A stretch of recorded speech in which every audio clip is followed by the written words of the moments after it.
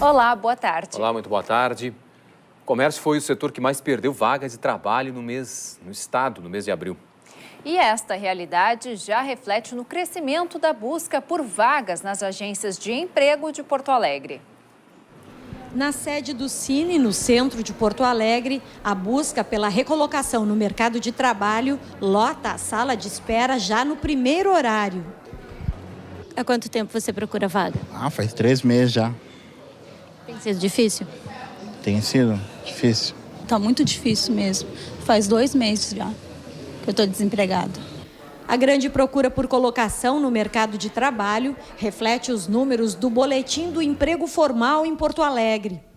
O levantamento da Secretaria Municipal do Trabalho e Emprego mostra uma redução de 36,91% no número de vagas ofertadas no primeiro semestre de 2015, em comparação ao mesmo período do ano passado.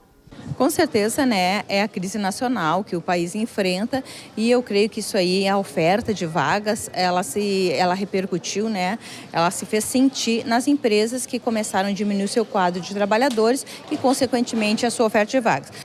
A redução da oferta de emprego não é só em Porto Alegre. O CAGED, o Cadastro Geral de Empregados e Desempregados do Rio Grande do Sul, mostra que de março para abril houve uma redução de 0,27% no número de empregados com carteira assinada. O setor que mais demitiu foi o comércio.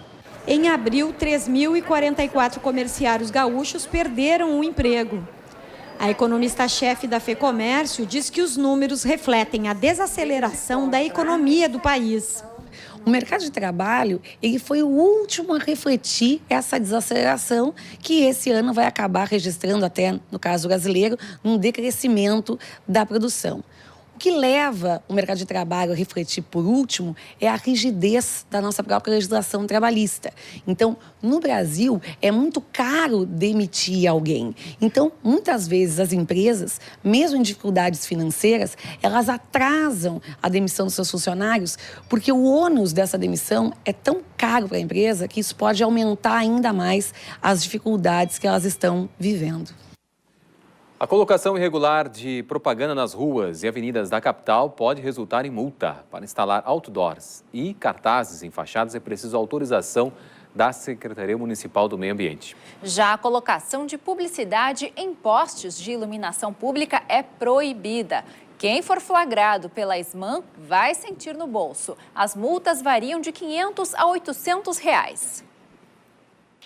Muitos postes da capital servem de suporte para placas e cartazes. São anúncios, às vezes improvisados, que vão de serviços de construção civil, venda de imóveis até eventos culturais. A maioria é peça publicitária irregular. Toda essa informação colocada junto a outras placas de sinalização de trânsito acaba prejudicando a compreensão de motoristas e pedestres.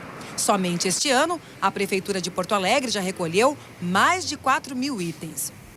São várias implicações, o rompimento das redes pluviais, causando enchentes em bairros, ajudando a causar enchentes em bairros, né, que são materiais plásticos normalmente, e também o risco de acidente quando são colocados nas nossas rótulas, ou seja, tira a visão do motorista, que quando adentra de uma pista pode ser abalroado. Quem coloca esses cartazes, eu creio que inclusive pode ser responsabilizado em eventual acidente por ter participado do acidente e pedido a visão das pessoas. Para reduzir a quantidade de propagandas não autorizadas pelas ruas, a Prefeitura vai começar a responsabilizar o proprietário do número de telefone que consta nos anúncios. Sempre que a gente consegue identificar positivamente quem colocou, a lavrado auto de infração, onde as multas variam entre R$ 500 e R$ 800, conforme o caso. Eu liguei para um número de celular que estava em um cartaz que oferecia serviços de retirada de multa, para saber se a situação do anúncio era regular. A colocação de cartazes ali em postes naquela região é irregular. Eu queria saber se o senhor tem consciência disso. Até porque o senhor trabalha com retirada de multas, né? Para conseguir botar as plaquinhas, eu pago imposto na prefeitura. Bom, a gente vai ampliar mais esse assunto aí. Vamos conversar agora com o conselheiro do Instituto dos Arquitetos do Brasil no Estado, o arquiteto Carlos Alberto Santana. Boa tarde, Carlos. Boa tarde. Bom, Carlos, nós tivemos aí alguns exemplos aí de algumas irregularidades. Como é que essa questão da propaganda, da questão da poluição visual hoje na cidade do Brasil? Vou puxar um pouco o Rio Grande do Sul.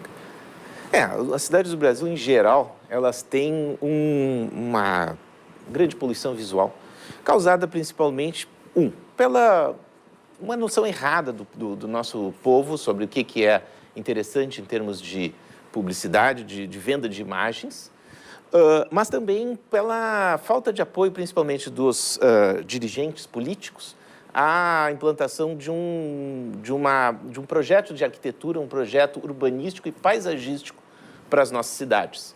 Isso se vê não apenas nessa questão da poluição visual, nós estamos dando alguns exemplos de placas. Sim, essas são, digamos assim, as pequenas poluições visuais, mas nós temos uma poluição visual mais permanente e que causa também igual desconforto para a população, que é de publicidade, de grandes cartazes, da publicidade das lojas, que também pode ser prejudicial ao próprio comércio em geral, não é?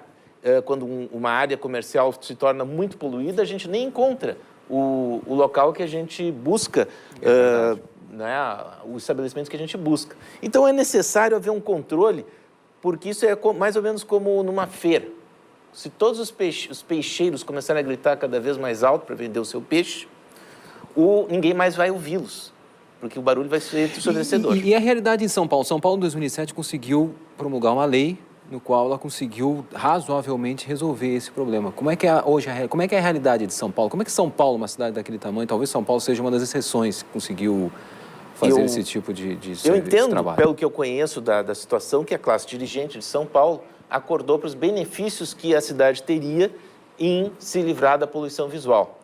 A poluição visual é entendida como essa interferência da comunicação, da publicidade sobre os sistemas de comunicação da cidade, que são fundamentais para que uma cidade moderna funcione. Ninguém consegue se orientar, se movimentar numa cidade, hoje em dia, no Brasil, em qualquer parte do mundo, sem auxílio de orientação dos sinais de trânsito, da própria publicidade que assinala a localização de estabelecimentos. Mas é preciso haver controle, é preciso haver disciplinamento e é preciso haver um regramento rigidamente aplicado. Infelizmente, no Brasil, a prática dos nossos políticos, vereadores, que têm um nível muito baixo, é de criar dificuldades, vender facilidades e nós acabamos tendo um ambiente bastante desagradável no Brasil inteiro. Bom, Carlos, agora a gente vai com uma outra questão que não é só apenas a questão da poluição visual, é uma questão relacionada a estas placas regulares, que é quanto ela atinge o meio ambiente. O alerta é do ambientalista Francisco Milanês. A gente vai ver o VT agora. Isso tudo vira poluição, isso é papel, é plástico, esses plásticos são ingeridos por animais, matam animais, esses passarinhos se enganam, a quantidade de aves que morrem nos oceanos por comer plásticos. Aí os caras abrem as aves, elas estão mortas, cheias de plástico no estômago, não conseguem digerir. Então, tudo isto que é ruim de uma forma total. Bom, justamente a gente viu sobre a questão das próprias aves se alimentarem desses materiais. Geralmente são essas pequenas propagandas de shows ou essas propagandas de atividades, serviços também. Isso também, essa questão, existe uma fiscalização que pode tentar combater também essa questão ambiental, não só poluição visual, mas também o combate da questão ambiental, preocupação ambiental, né? Com certeza, isso é uma questão de uma ação do executivo no sentido de coibir o espalhamento desses detritos, que são restos desses elementos de comunicação. A legislação, até em Porto Alegre, ela é dura. E ela pode e deve ser aplicada. Basta que os governantes tenham coragem. Sim. Se não tiverem coragem, se forem compromissados com a população e não com o interesse de empresários da publicidade, bem, eles têm condições de resolver esse problema. Tá certo. Conversamos com o conselheiro do Instituto dos Arquitetos do Brasil do Estado, o arquiteto Carlos Alberto Santana. Carlos, obrigado pela gentileza aqui, pela presença aqui no Canal Aberto. Estamos sempre à disposição. Boa tarde.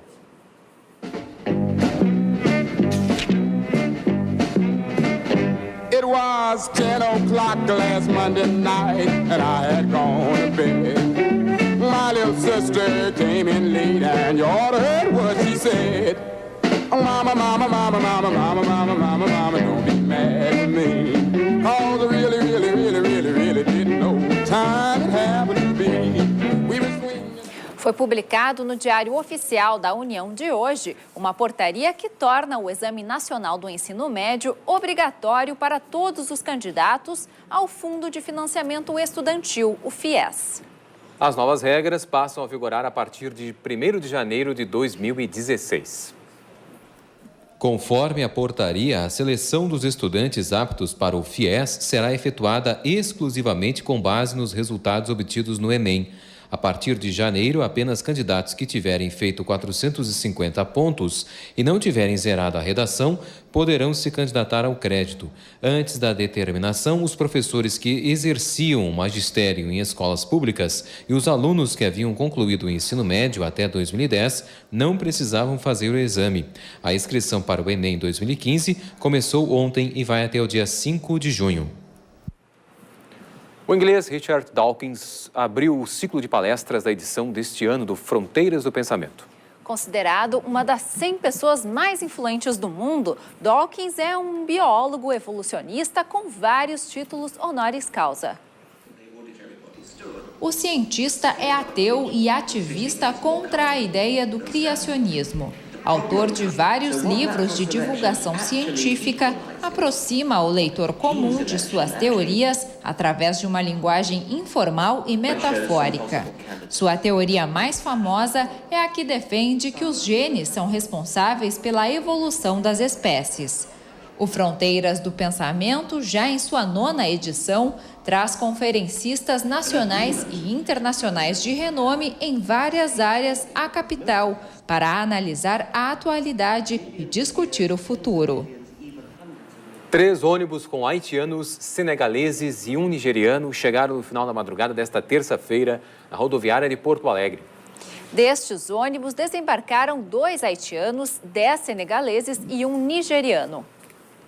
Apenas 3 deles permanecerão em Porto Alegre, mas nenhum será acomodado no Centro Vida Humanístico, administrado pela Fundação Gaúcha do Trabalho e Ação Social, que é vinculado à Secretaria Estadual do Trabalho. Eles ficarão em casas de parentes e amigos. Os demais irão para Caxias do Sul, Passo Fundo, Tapejara e Pelotas. O nigeriano vai para São Paulo. São esperadas outras 300 pessoas em 10 ônibus a partir de hoje na capital. 12 projetos sociais foram premiados ontem pela Parceiros Voluntários, uma organização não governamental que faz ponte entre pessoas que querem se voluntariar e entidades. A premiação ocorre a cada 2 anos e valoriza ações de voluntariado que influenciam políticas públicas. Quase 1.000 pessoas participaram da cerimônia. No palco foi caracterizada uma antiga estação de rádio para fazer o anúncio das entidades vencedoras.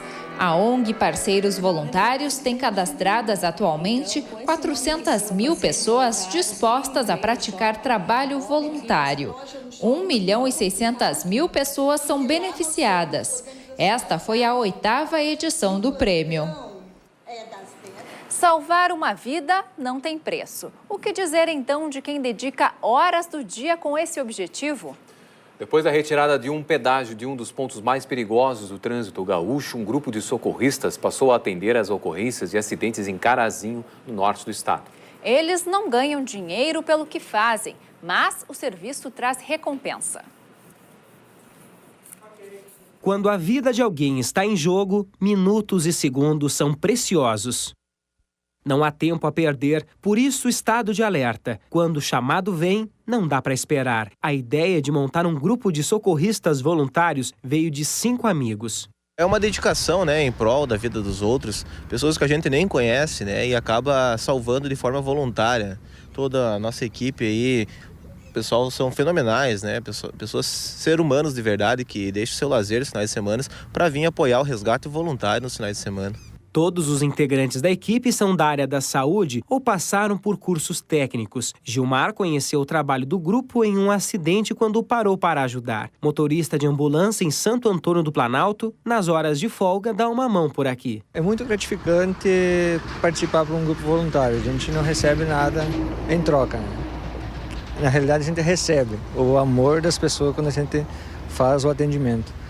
A ideia da criação do grupo de socorristas voluntários surgiu em abril do ano passado, com o fechamento dos pedágios das BRs 386 e 285, que ficaram sem equipes para o atendimento dos acidentes. Com pouco mais de um ano em funcionamento, o grupo já atendeu cerca de 90 ocorrências, quase todas elas com muito sucesso, graças aos voluntários. E quem acha que as mulheres são frágeis nesses momentos, se engana. Acima da emoção está a razão e o comprometimento. Bate um pavorzinho, um friozinho, digamos, mas a gente tem que saber agir no momento, guardar nossas emoções, né?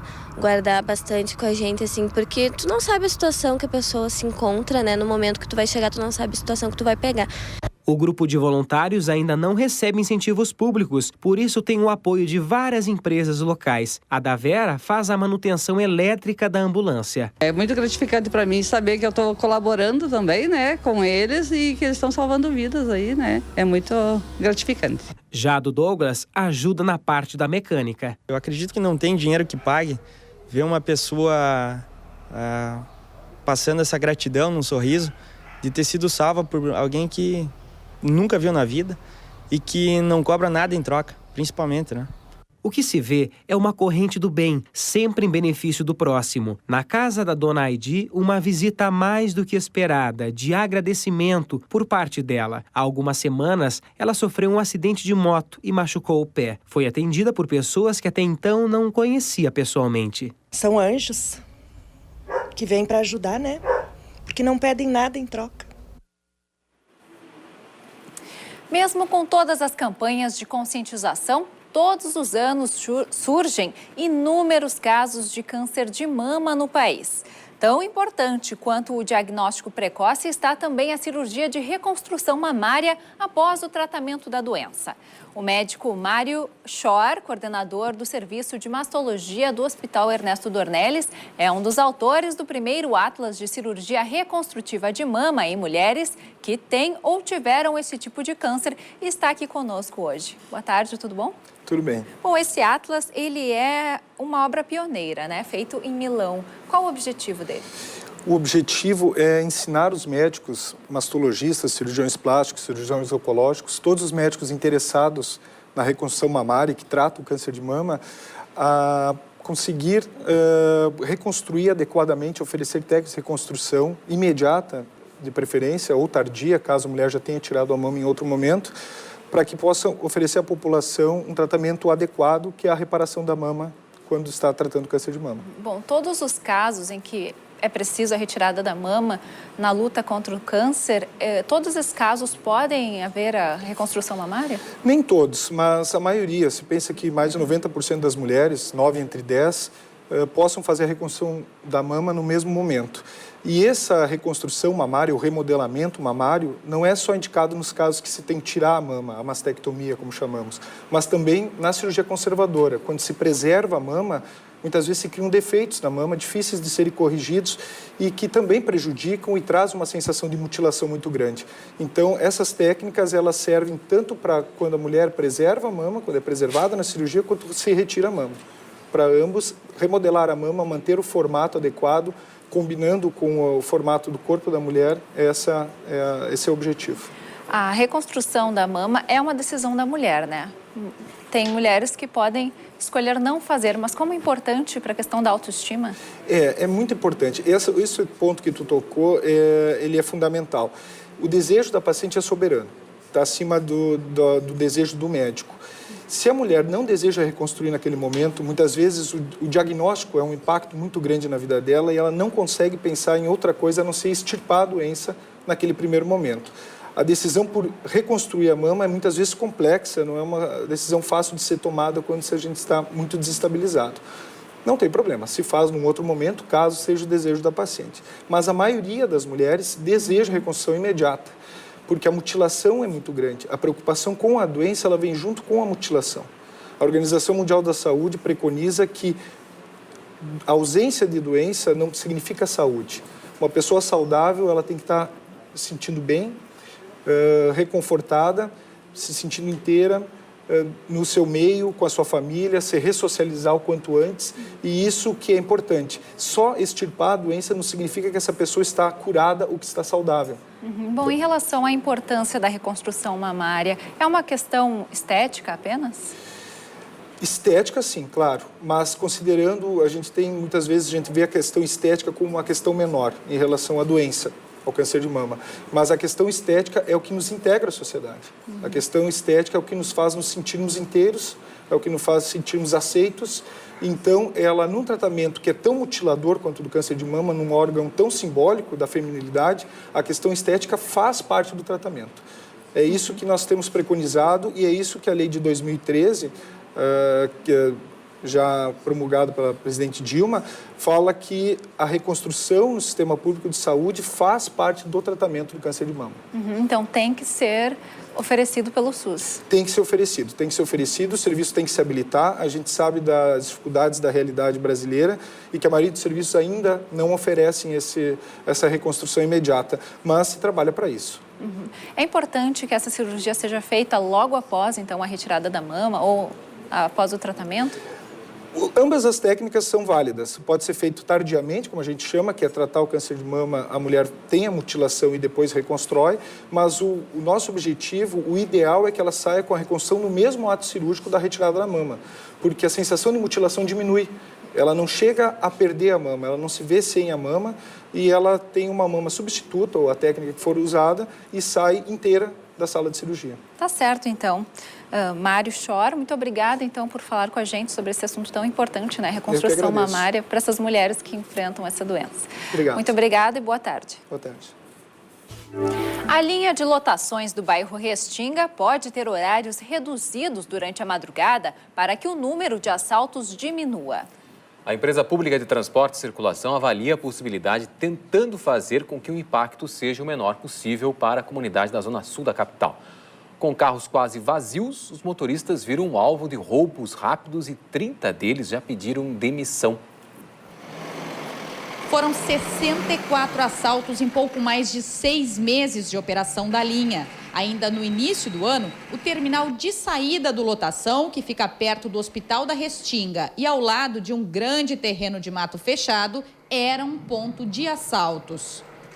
Quando escurece, é temeroso ficar aqui. A gente se assusta um pouco, porque fica uma pessoa na casinha da lotação aqui, eu acho que é o fiscal, e o motorista chega aqui à noite.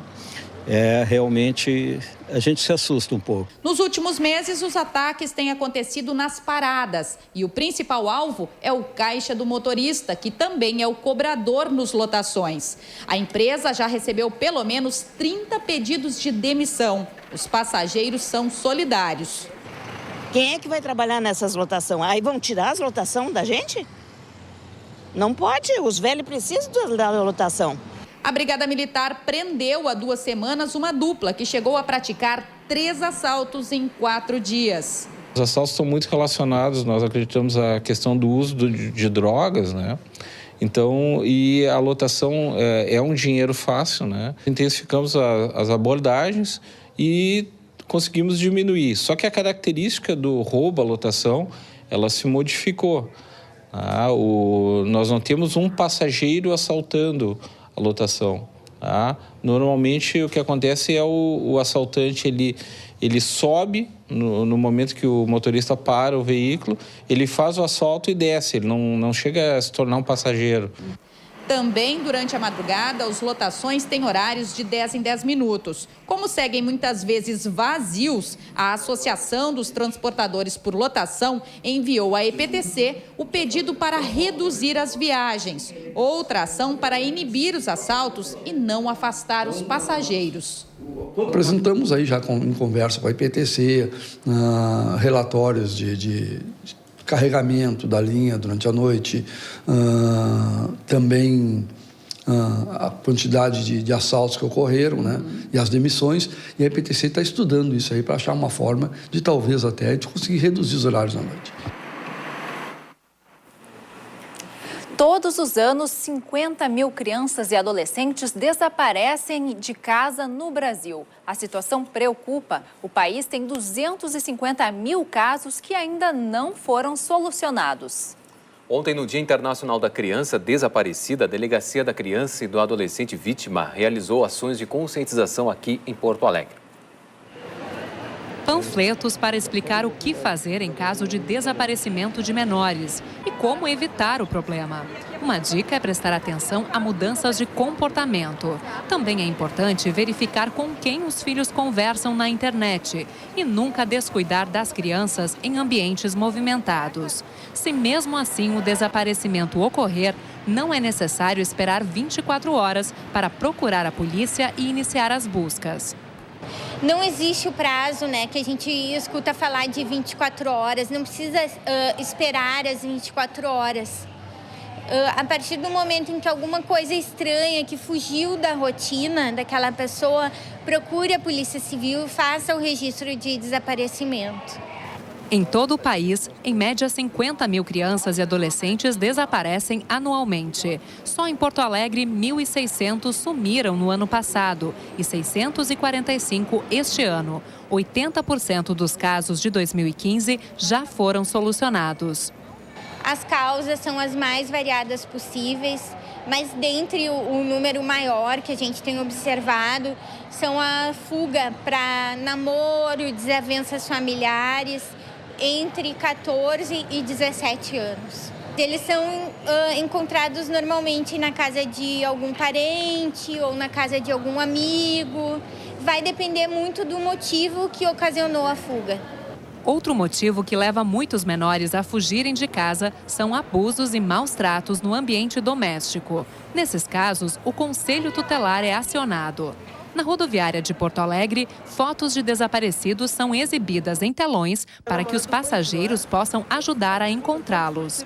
Quem tiver informações deve ligar para o 0800 do DECA Urgente e para o 197 da Polícia Civil.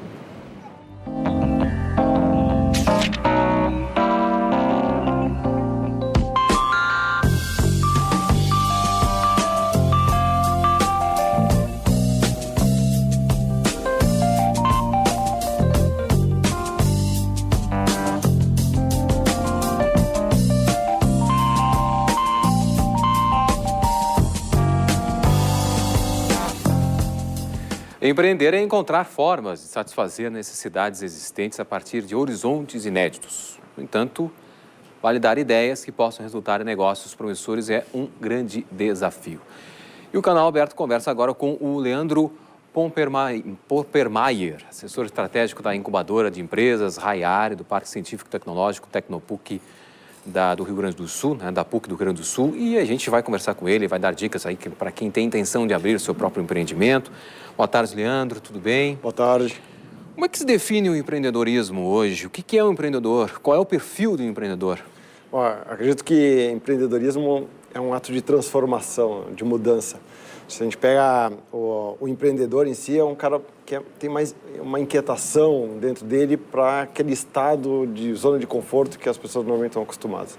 Então ele quer buscar uma solução para algum problema. E aí não necessariamente é abrir um negócio. A gente sempre tenta ligar empreendedorismo com a abertura de empresa, mas o empreendedor ele tem na sua alma uma inquietação que faz com que ou ele abra um negócio para solucionar um problema da sua sociedade, um problema que ele está enxergando e que possa agregar um valor e aí ter os seus frutos colhidos no futuro, ou até mesmo na sua situação pessoal, né? Muitas vezes tu está não satisfeito com a tua situação pessoal e tu busca, então, de uma forma empreendedora, fazer essa mudança. Então, empreendedorismo ele é uma forma de que a pessoa tem como se expressar perante a sociedade e perante os problemas que ela vem enfrentando. Solucionando esses problemas. E hoje, no cenário econômico atual, hoje, é temerário um novo empreendimento? O que que se procura hoje? Vai-se mais para a questão de inovação tecnológica? O que hoje o cenário econômico atual, principalmente do Brasil, eu acho que temos que falar nesse cenário nosso aqui. Eu acho que é engraçado que o Brasil sempre teve uma visão de ser um país empreendedor. Justamente. E a gente tem isso pela necessidade, muitas vezes até nas notícias... questão de criativo, um povo criativo. Um povo criativo, mas ele busca muito uma solução para substituir o emprego que ele não está buscando.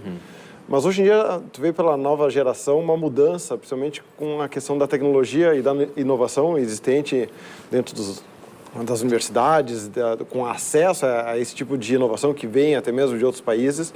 Tu vê que a gente consegue ter pessoas querendo empreender, criar o seu negócio com uma base tecnológica, né? Que aí facilita também a venda, a escala, porque antigamente tu abria um negócio, tu ia vender para os teus vizinhos, hoje tu pode abrir um negócio usando uma base tecnológica e tu consegue atingir mercados anteriormente que tu nem imaginava, então tu pode fazer um negócio aqui e vender para a África, vender para a China, vender para os Estados Unidos, então tu começa a ter uma abrangência um pouco maior. O que acontece é que tu tem que mudar um pouco também a tua visão, porque antigamente tu fazia uma análise comportamental do teu mercado para um empreendimento, conversando com teus vizinhos, conversando com teus parentes.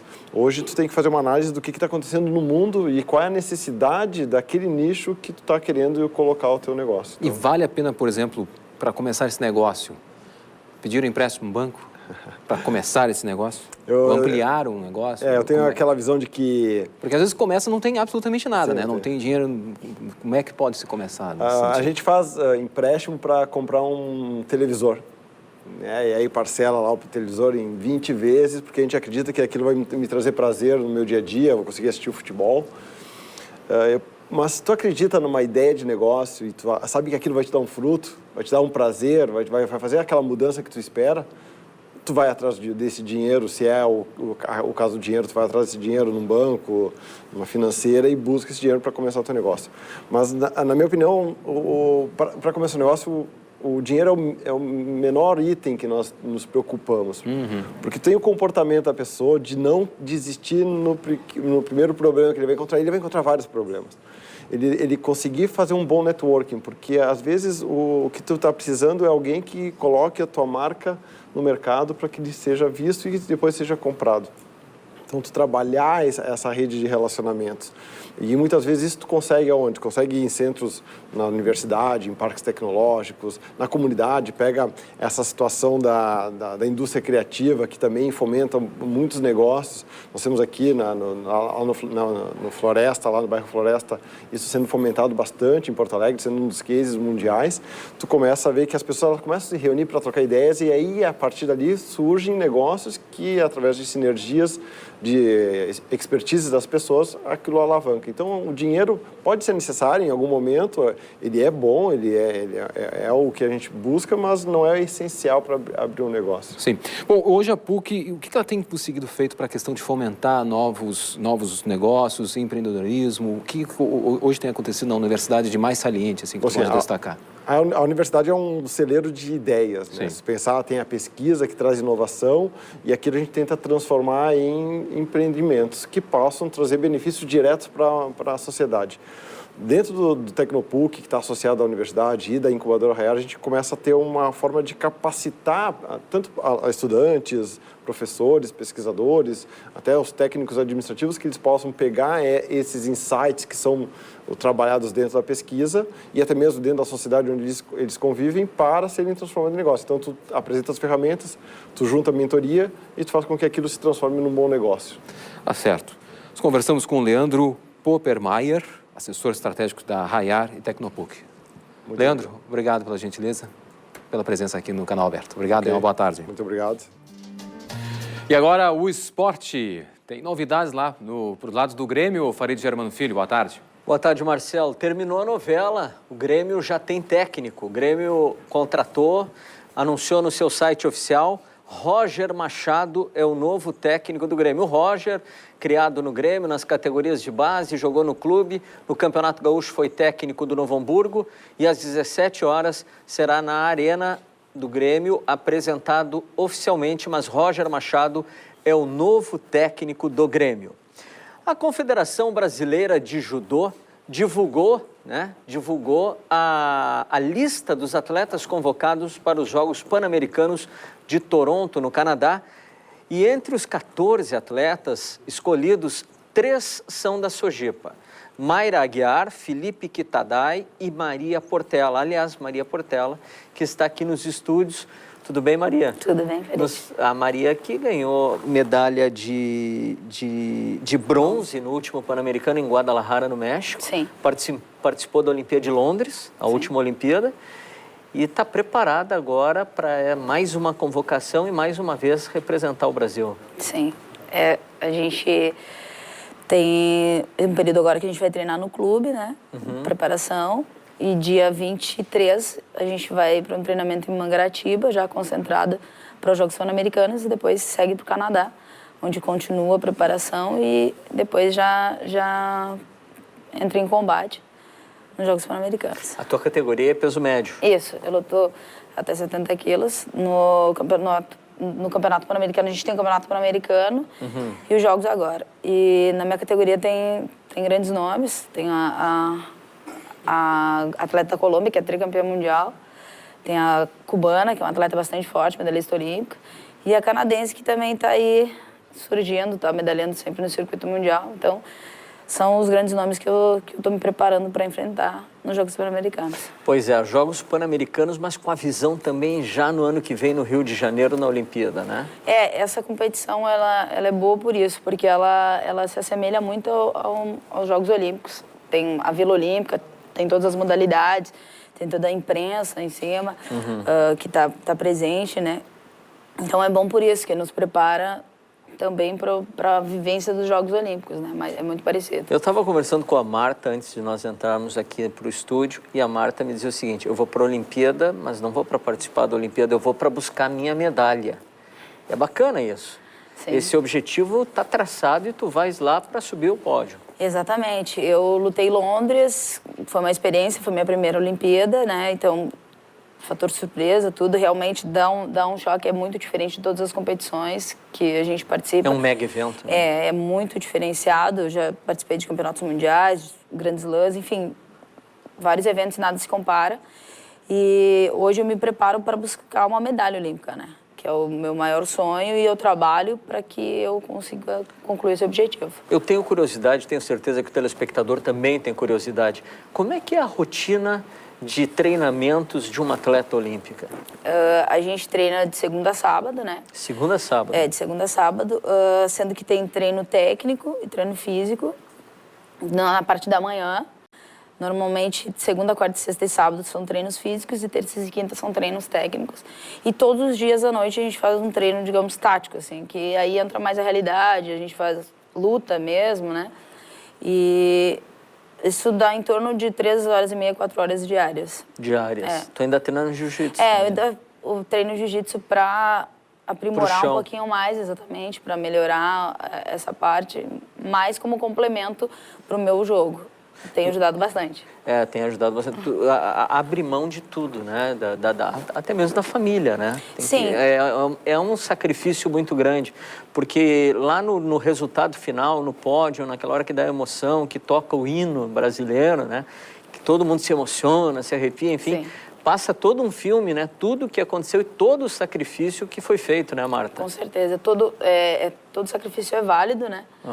Eu acho que eu já subi no pódio em primeiro lugar e realmente essa sensação não tem preço. Tudo que a gente se sacrifica de ficar longe da família, de sair com os amigos, ou de várias coisas que a gente acaba deixando de lado para o treinamento, para as viagens, para as competições, que faz parte da nossa rotina. Quando a gente sobe no lugar mais alto do pódio e escuta o hino nacional, realmente isso passa em branco, e a alegria e a satisfação de ter conseguido é muito maior. Então fica combinado. Tua próxima participação aqui vai ser com a medalha. Combinado. Obrigado, Marta, viu? Eu agradeço. Mais uma vez, o Rio Grande do Sul e a Sojipa, com a tradição no judô, cedendo atletas para a nossa equipe, que vai para os Jogos Pan-Americanos e depois para a Olimpíada, que será realizada no Brasil no ano que vem. No último sábado, completou-se 23 anos do falecimento do violonista e poeta argentino Héctor Chaveiro Aramburu. conhecido popularmente como Atahualpa Yupanqui. Devido ao seu talento e repertório composto, ele até hoje é considerado o principal músico folclorista da Argentina. E também é um dos artistas mais admirados pelo apresentador do Cantos do Sul da Terra, da FM Cultura, Demétrio Xavier. É isso mesmo, Demétrio? Boa tarde. Boa tarde, é exatamente isso. Ele é um grande, ele é uma referência do continente para o mundo, para o século XX e, sobretudo, um artista capaz de mostrar como se pode ser universal pela via do regional, do particular.